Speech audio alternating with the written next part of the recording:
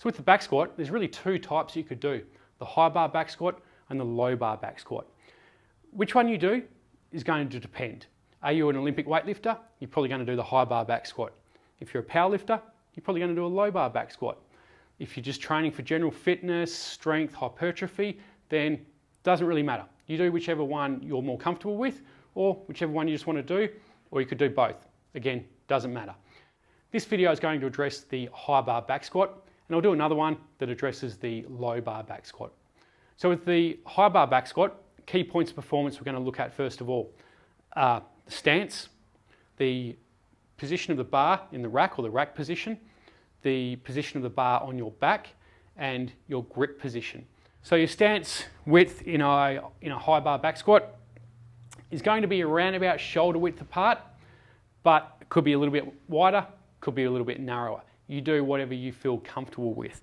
I tend to take a stance that looks about here, which is around about shoulder width apart. That allows me to drop straight down into the squat position, maintain my knees in line with my feet, and enable me to drop my pelvis nice and low without losing my back position.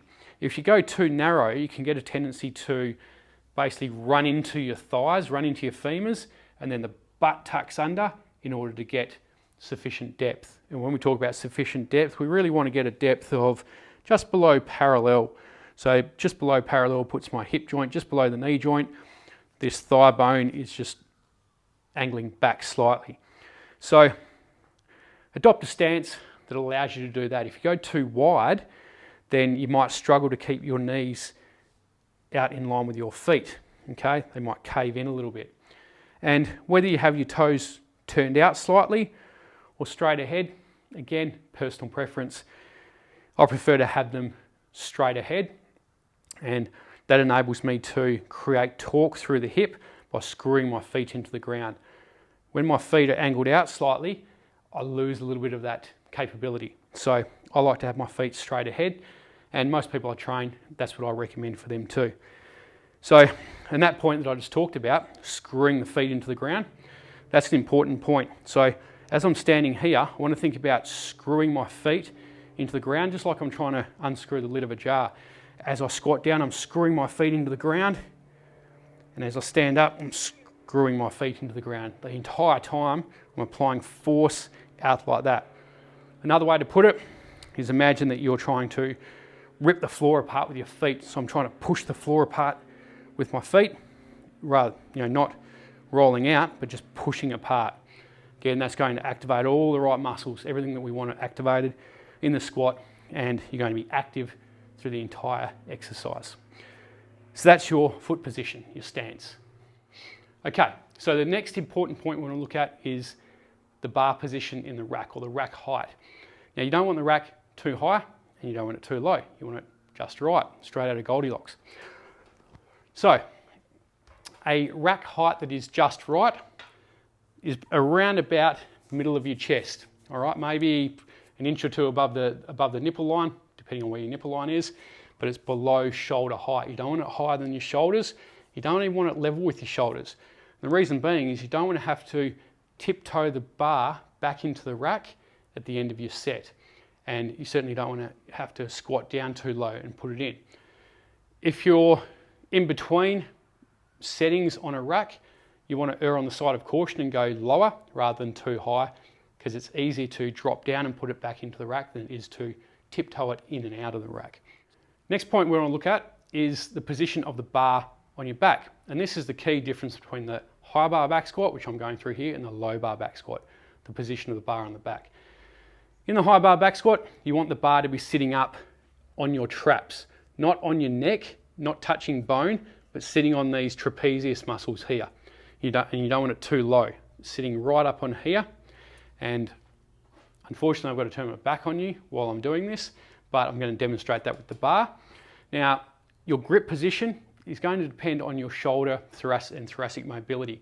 I get a grip position that's around about a thumb's length out from the break and the knurling there, and that enables me to squeeze my shoulder blades together, squeeze my elbows into my sides, and create a nice solid platform here, nice solid platform of muscle in which to rest the bar. Again, if you struggle with mobility, you might need to go wider. So I'll show you what that looks like.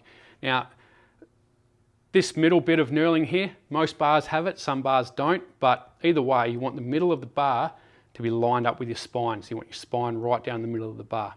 So I'm going to jump in there now and take a look.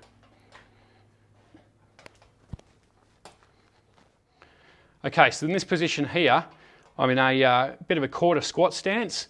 The bar is still in the rack. I've got my grip quite narrow.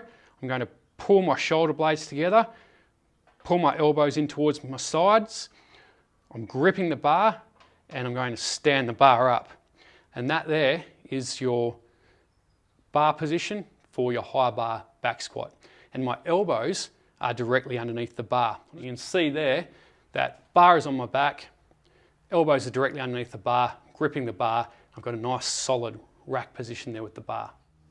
So the next thing we want to look at is your line of travel when you're actually squatting. So you've got your stance set up, you've got your rack position, you've got the bar on your back. How do you actually squat? All you want to think about doing is your butt going down directly between your heels. So imagine I've got the bar on my back here, I'm in the top position. As I squat down, my knees and my hips flex at the same time. I'm going to come straight down, think about butt between the heels, standing back up again.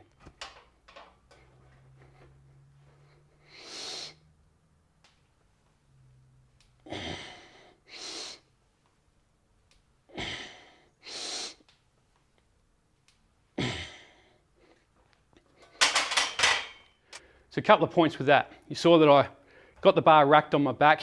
I was in a set position while the bar was still in the rack. I took one step back. I was set to go there and then. I didn't travel halfway across the gym to try and do my back squats. You only want to come out as far from the rack as you need to clear the rack when you're doing your reps.